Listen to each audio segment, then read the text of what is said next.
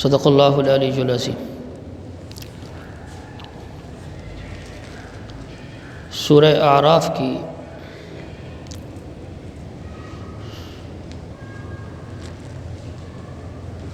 چار آیات ہیں۔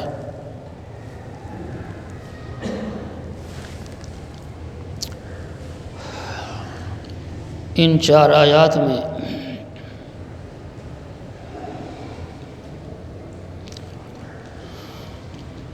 پہلے نمبر پر شیطان کی دعا کا ذکر کیا ہے، اور شیطان کی دوسرے نمبر پر دعا قبول بھی فرمائی۔ تیسرے نمبر پر شیطان کا عزم، منصوبہ بھی اللہ تبارک و تعالی نے ذکر فرمایا ہے۔ ان تین چیزوں کے مقابلے میں ہماری ذمہ داری کیا ہے، اس کو بھی اللہ تبارک و تعالی نے اس چھوٹی سی آیت میں ذکر فرمایا ہے۔ ان الشیطان لکم عدو فاتخذوہ عدوا، تم بھی شیطان کو اپنا دشمن سمجھو۔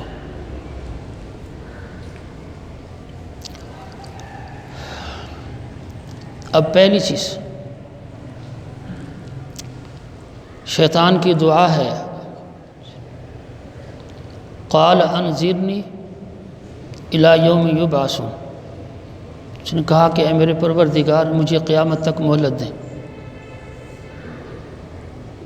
دعا ہے، درخواست ہے، اپیل اللہ سے کی اس نے۔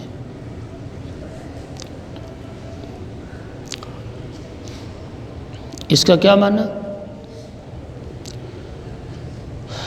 جب اعلانیہ خدا کی دشمنی کرنے والا شیطان اللہ سے دعا کرتا ہے، اللہ اس کی دعا کو بھی قبول کرتے ہیں۔ انسانی شکل میں بھی اللہ کے احکامات کے منکر ہیں، وہ بھی اللہ سے دعا کرتے ہیں۔ بعض احادیث میں ان کی دعائیں قبول بھی ہوئی ہیں۔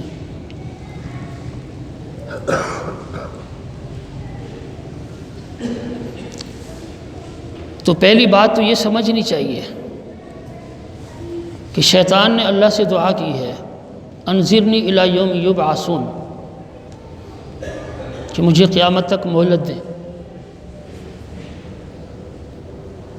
اللہ نے اس کا جواب کیا دیا اس دعا کے مقابلے میں؟ قال انک من المنظرین، تو مہلت دیے ہوئے میں سے، تمہیں مہلت مل گئی۔ اس لیے ہم کہتے ہیں کہ جنات یا شیاطین کی عمریں زیادہ ہوتی ہیں۔ اسی آیت کو ذہن میں رکھیں، اللہ نے مہلت دی الی یوم یبعثون، جس دن پوری انسانیت اٹھائی جائے گی اس وقت تک کے لیے تمہیں مہلت ہے۔ بعض روایات میں یہ بھی آتا ہے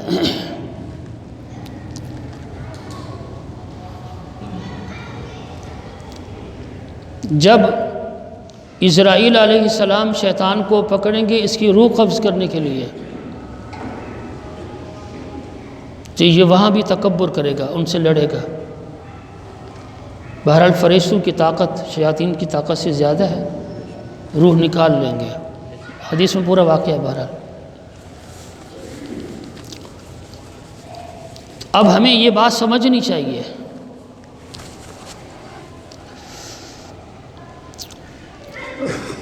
کہ اللہ کا دشمن جب اللہ سے دعا کرتا ہے، اللہ اس کی دعا قبول بھی کرتا ہے اور اس کی منشا کے مطابق قبول کرتا ہے، مہلت دے دیتا ہے۔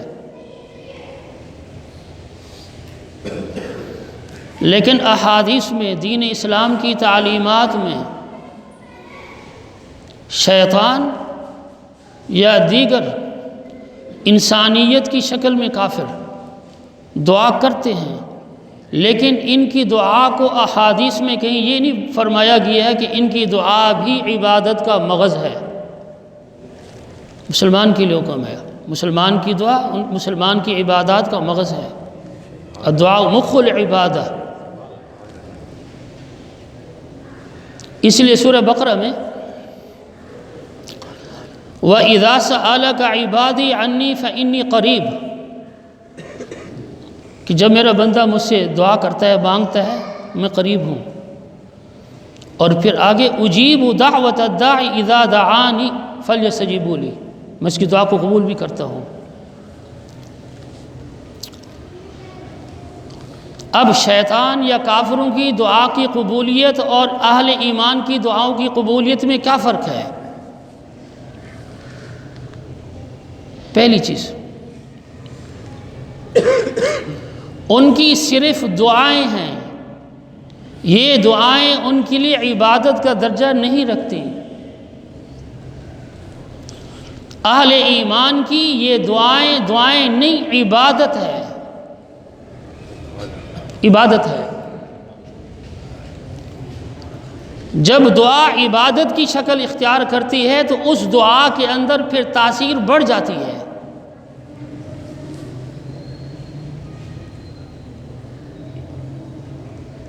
مثلا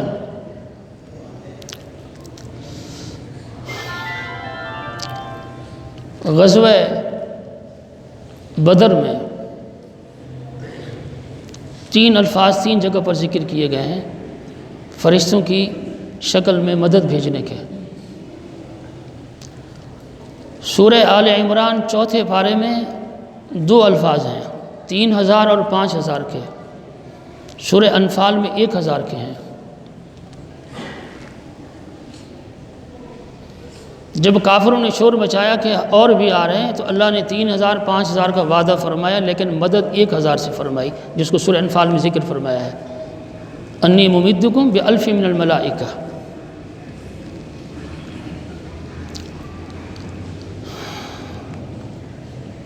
تو یہ ایک فرق یہ آیا، شیطان اور کافر کی دعا اور اہل ایمان کی دعا کے مابین۔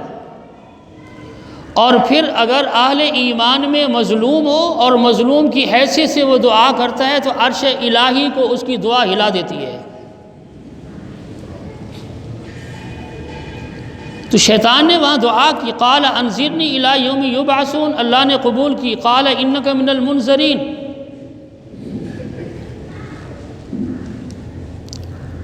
ہماری دعا ایمان کی موجودگی میں ہے، اگر ہماری دعا ایمان سے خالی ہو تو کوئی حیثیت نہیں ہے، کوئی اجر نہیں ہے۔ یہ فرق ہے۔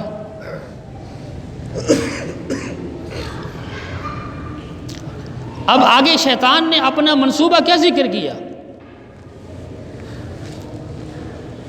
قال فبما اغویتنی لأقعدن لهم صراطک المستقیم،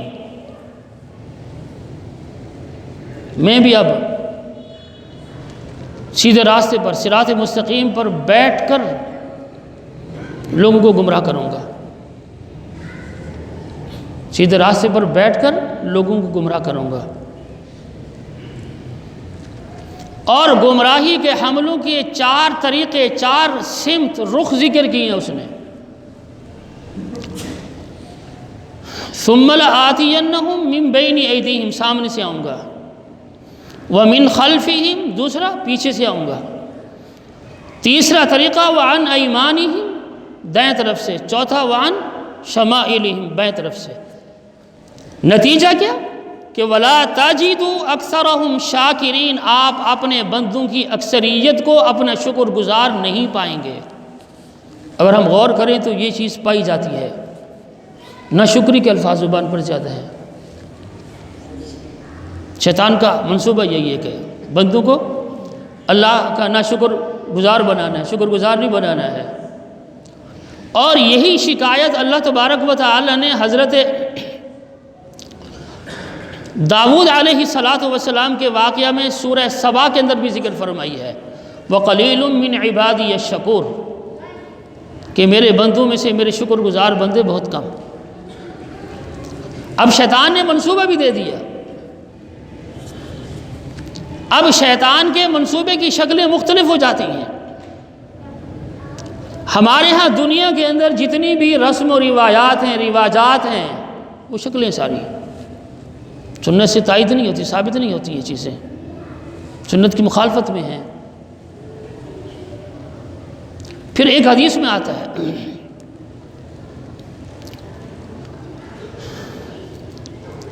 جب انسان نماز کے لیے مسجد کی طرف جاتا ہے تو شیطان اس کو وسوسہ ڈالتا ہے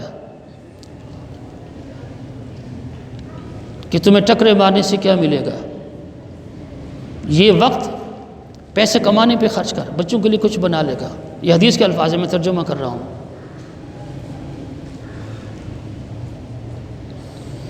آج اس کی عملی شکل موجود ہے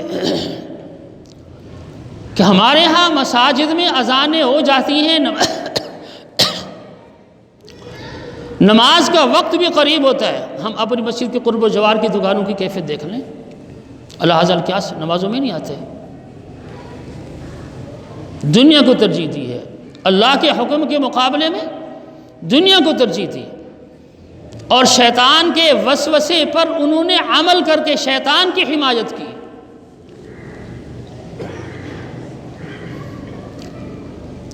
اسی طرح اسی حدیث کے اندر دوسرا لفظ یہ بھی آتا ہے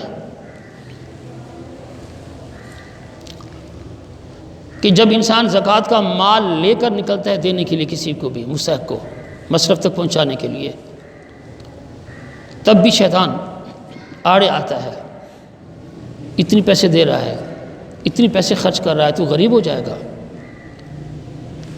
اور قرآن کریم سورہ بقرہ میں 3 پارے میں ذکر بھی فرمایا اللہ تبارک و تعالیٰ نے، الشیطان یعدکم الفقر ویأمرکم بالفحشاء، کہ شیطان تم سے محتاجگی کا وعدہ کرتا ہے اور بے حیائی کا حکم دیتا ہے۔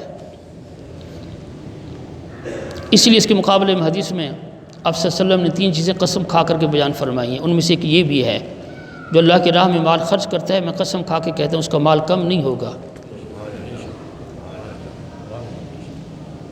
میں ایک مثال دے دیتا ہوں، ہم آپ کسی کو قرضہ دیتے ہیں، 10,000 بھی دیا ایک وعدے تک، لیکن وعدہ گزر جاتا ہے، ہم نے اس کو مزید مہلت دے دی، حدیث میں آتا ہے آپ نے جتنی اس کو مہلت دی آپ کو روزانہ اتنی رقم صدقہ کرنے کا ثواب ملتا ہے، روزانہ کی بنیاد پر۔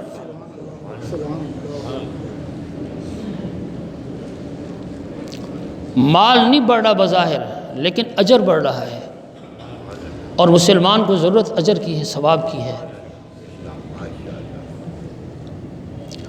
اس لیے شیطان نے یہ منصوبہ ذکر کر دیا، قال فبما اغویتنی لاقعدن لهم صراطک المستقیم۔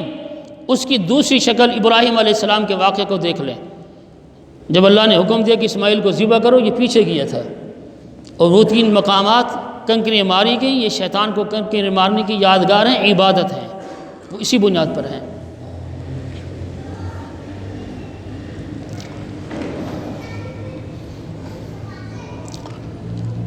تو یہ شیطان کا عزم ہے، عزم کہ میں ایسا کروں گا، اللہ سے کہہ رہا ہے وہ، اللہ نے اس کے عزم کو اپنے قرآن کریم میں ذکر فرما دیا۔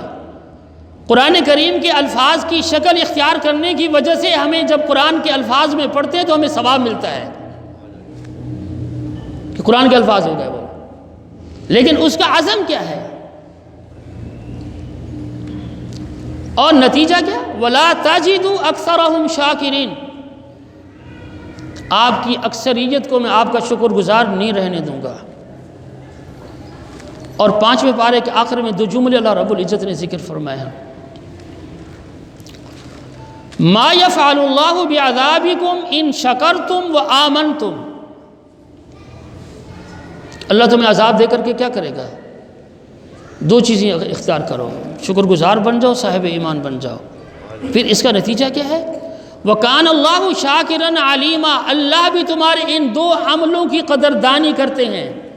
اللہ شاکر نہیں ہے، یہ معنی نہیں ہے وَكَانَ اللَّهُ شَاكِرًا عَلِيمًا کہ اللہ بھی شاکر ہے، شکر گزار ہے اور علیم جاننے والے، وہاں شکر گزاری کا معنی ہماری 2 چیزیں، ان شکرتم وآمنتم، یہ صفات، اللہ ان 2 صفات کا قدردان ہے، جیسا کہ 15ویں پارے میں وَمَنْ أَرَادَ الْآخِرَةَ وَسَعَى لَهَا سَعْيَهَا وَهُوَ مُؤْمِنٌ فَأُولَئِكَ كَانَ سَعْيُهُمْ مَشْكُورًا، اللہ وہ سعی کو مشکور کہہ رہے ہیں، وہاں بھی قدردانی، اللہ قدردانی کرتے ہیں۔ اگر اللہ رب العزت کے ہاں میرے اور آپ کے اہل ایمان کے اعمال کی قدردانی نہ ہوتی، ان اللہ لا یضیع اجر المحسنین، اللہ یہ نہ فرماتے کہ اللہ نیکی کرنے والے کے اجر کو ضائع نہیں فرماتے ہیں۔ ان الحسنات یذہبن السیئات، وہاں نیکی کی خاصیت تاثیر بتائی ہے کہ نیکی ہمارے گناہ صغیرہ کو ختم کر دیتی ہے۔ یاد رکھیں، گناہ صغیرہ ختم ہوتے ہیں، وضو کرتے ہیں گناہ صغیرہ ختم ہوتے ہیں، صدقہ دیتے ہیں گناہ صغیرہ ختم ہوتے ہیں، گناہ کبیرہ کے لیے توبہ شرط ہے، وہ بغیر توبہ کے معاف نہیں ہے۔ توبوا الی اللہ توبۃ نصوحا وہو الذی یقبل التوبۃ عن عبادہ ویعفو عن السیئات ویعلم ما تفعلون وغیرہ بہت سی آیات ہیں قرآن کریم میں۔ گناہ کبیرہ کے لیے توبہ شرط ہے، لیکن گناہ صغیرہ صغائر چھوٹی نیکیوں سے بھی اللہ ان کو ختم کر دیتے ہیں۔ اب شیطان نے کیا کہا؟ وَلَا تَجِدُ أَكْثَرَهُمْ شَاكِرِينَ، میں آپ کی اکثریت کو، آپ کے اکثریت بندوں کو آپ کا شکر گزار نہیں رہنے دوں گا۔ اس کی شکلیں ہیں، میں ایک اور مثال دے دیتا ہوں۔ عموماً جو دیکھا ہے، ہم کھانا کھاتے ہیں، گھروں میں بھی کھاتے ہیں، تقریبات میں بھی کھاتے ہیں، آپ بھی توجہ کریں، نوٹ کریں، حال احوال کی شکل میں کھانا شروع کر دیتے ہیں، بسم اللہ بھول جاتے ہیں، تو یہ شکر گزاری نہیں ہے۔ کھانے کے اختتام پر الحمدللہ بھی نہیں کہتے، یہ شکر گزاری نہیں ہے۔ شیطان تب تو کہہ رہا ہے کہ وَلَا تَجِدُ أَكْثَرَهُمْ شَاكِرِينَ،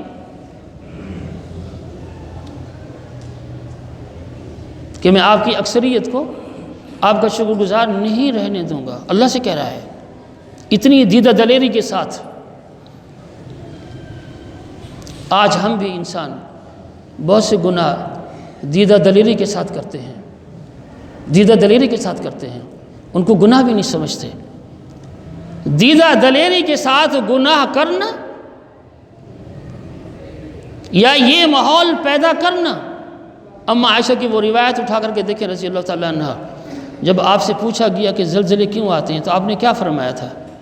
جب انسان گناہوں کو جرأت سے کرے گا، اللہ کو غصہ آتا ہے تو اللہ اپنے غصہ کو ٹھنڈا کرنے کے لیے زمین کو حکم دیتے ہیں۔ پھر اس طرف ہمارے اذہان نہیں جاتے، یا جیسے میں نے گزشتہ جمعہ عرض کیا تھا، یہ مسجد کی جو انہدام کا مسئلہ ہے کہ گرا دی جائے مسجد، یہ فیصلہ برگناہ ہے۔ چیز ویسے ہماری روح نہیں قبض کر لے گا، سزا دے دے گا، نہیں دے دے۔ یہ گناہ کا فیصلہ ہے، اور جو انتظامیہ کے لوگ شریک ہوں گے وہ گناہ کمائیں گے، نیکی نہیں کمائیں گے۔ خدشہ خطرہ یہاں تک ہے کہ وہ ایمان سے نہ نکل جائیں۔ میں نے گزشتہ جمعہ تفصیل سے عرض کیا تھا، خلفائے راشدین کے دوروں کو دیکھ لیں کہ کیا خلفائے راشدین نے یہودیوں کی عبادت گاہوں کو گرایا ہے؟ نہیں گرایا، کوئی بھی ایک مثال نہیں ملتی۔ نہ عیسائیوں کی عبادت گاہوں کو گرایا، کوئی ایک مثال نہیں ملتی۔ اس لیے کہ اسلام نے اپنے مخالفین کو بھی عبادت کا ان کے مذہب کے مطابق حق دیا ہے۔ اگر حق نہ دیتا تو اسلام کا فیصلہ دوسرا ہوتا۔ کیا اسلامی ملک کے اندر، ہم دبئی کی تو مثالیں دیتے ہیں، سعودی عرب کی مثالیں دیتے ہیں کہ مندر بنائے جا رہے ہیں، کیا پاکستان میں مندر نہیں بنا کے دیا؟ گردوارہ نہیں بنا کے دیا سکھوں کو؟ وہ کس کے پیسے ہیں؟ آپ علماء سے پوچھیں۔ مسلمانوں کے پیسے کافروں کی عبادت گاہوں کی تعمیر پر خرچ نہیں ہو سکتے، جس طرح کافر کے پیسے مسجد کی تعمیر پر خرچ نہیں ہو سکتے۔ انما یامر مساجد اللہ من آمن باللہ والیوم الاخر، اللہ نے ایمان کی شرطیں ذکر فرمائی ہیں وہاں پر۔ پھر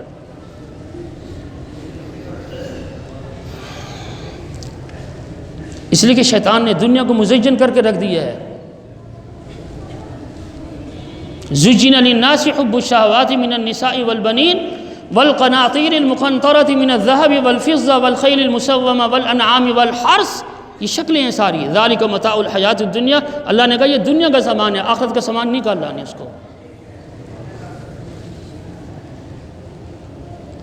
اس لیے شیطان نے اللہ سے دعا کی، اللہ نے شیطان کی دعا قبول فرمائی، شیطان نے اپنا منصوبہ اللہ کے سامنے رکھا اور اس منصوبے کے اندر کہا وَلَا تَجِدُ أَكْثَرَهُمْ شَاكِرِينَ کہ میں آپ کے بندوں کو آپ کا شکر گزار نہیں رہنے دوں گا۔ اب دو سمتیں ذکر نہیں کی ہیں وہاں قرآن کریم نے کہ اوپر سے آنا اور زمین نیچے سے آنا، 4 رخ ذکر کیے شیطان کے، سامنے، پیچھے، دائیں اور بائیں، 2 رخ ذکر نہیں کیے گئے، 6 سمتیں ہیں، 6 رخ ہیں۔ حضرت عبداللہ ابن عباس رضی اللہ تعالیٰ عنہ اس کی وجہ فرماتے ہیں کہ شیطان نے زمین نیچے کی سمت کا ذکر اس لیے نہیں کیا کہ اللہ کا غضب، اللہ کا غصہ زمین کی طرف سے آتا ہے، نیچے سے آتا ہے۔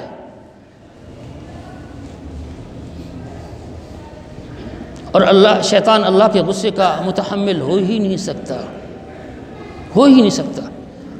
اس لیے ایک روایت میں آتا ہے جب کوئی آدمی تکبر کرتا ہے، متکبر کے لیے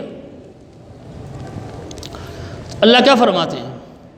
اللہ کہتے ہیں مجھے اتنی غصہ آتا ہے کہ میں اس کے پاؤں سے پکڑ کر اس کو سر کے بل زمین پر پٹک پٹک کر کے مار دوں، اس لیے کہ تکبر، کبریائی، بڑائی یہ میری چادر ہے، اور جو میری چادر سے ٹکرانے کی کوشش کرتا ہے پھر میرا فیصلہ اس کے لیے ایسا ہوتا ہے۔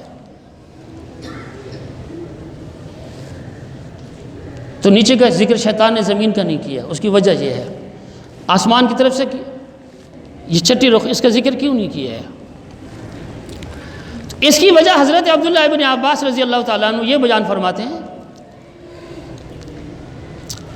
اوپر سے 2 چیزوں کا نزول ہوتا ہے، ایک تو اللہ کے عذاب کے فیصلے کا نزول، جبرائیل کے لیے یہودیوں نے یہی تو کہا تھا نا، جس کا جواب اللہ رب العزت نے دیا تھا من کان عدوا للہ وملائکتہ ورسلہ وجبریل ومیکائیل فإن اللہ عدو للکافرین، کہ جبرائیل ہمارے لیے اللہ کے عذابات کی آیات لے کر کے آتا ہے، عذابات لے کر کے آتا ہے، ظاہر جبرائیل اوپر سے آتا ہے۔ اور ایک وجہ حضرت عبداللہ ابن عباس نے یہ بھی ذکر فرمائی ہے کہ آسمان کی طرف سے اللہ کی رحمت کا بھی نزول ہوتا ہے، جس سے خاص طور پر تہجد کے وقت کے روایات ہیں، یا حضرت نوح علیہ السلام کے واقعات کو دیکھ لے، قوم سے کہا معافی مانگو ففتحنا ابواب السماء بماء منہمر، اللہ آسمان سے تمہارے لیے دروازے رحمت کے کھول دے گا۔ اس لیے شیطان نے اپنے اس منصوبے کے اندر زمین اور آسمان یہ ان 2 سمت رخوں کا ذکر نہیں کیا ہے، ورنہ 4 کا ذکر کیا، اس نے برملا کیا ہے، اللہ نے اس کو اپنا کلام بنا دیا ہے کہ ثم لآتینہم من بین ایدیہم ومن خلفہم وعن ایمانہم وعن شمائلہم ولا تجد اکثرہم شاکرین۔ اب ہماری ذمہ داری کیا ہے؟ اللہ نے تو واضح کہہ دیا شیطان تمہارا دشمن ہے، اس کا منصوبہ یہ ہے۔ اللہ کو اپنے بندوں سے ہم سے کتنی پیار اور محبت ہے، ہمارے دشمن کے منصوبے سے آگاہ کر رہے ہیں۔ یہودی بھی دشمن ہے، عیسائی بھی دشمن ہے، ان کے منصوبوں سے بھی اللہ نے آگاہ کیا ہے، ہم آگاہی لے نہیں رہے۔ یا ایھا الذین آمنوا لا تتخذوا بطانۃ من دونکم، یہ پوری آیات ہیں، چند پڑھ لیں ان کو، آپ آگاہ کیا ہے لیکن ہم لے نہیں رہے۔ نہ لینے کی وجہ یہ ہے کہ پھر جن یعنی مسائل کا سامنا امت کو ہے وہ وجہ وہی ہے۔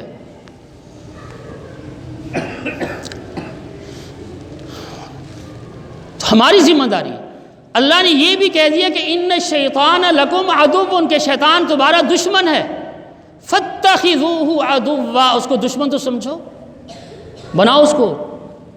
آج ہم کیا کہتے ہیں؟ دشمن سمجھتے نہیں ہیں، میں اس کی دلیل دے رہا ہوں۔ معاشرت کے مسائل ہیں، دنیا داری کے مسائل ہیں، یہ گھروں کے اندر بھی بات آتی ہے کہ ہم 100 سال پہلے کی دنیا میں نہیں رہ رہے، 100 سال بعد کی دنیا میں رہ رہے ہیں۔ شیطانی چیزیں گھروں میں سنائی جاتی ہیں، یہ کیا ہے؟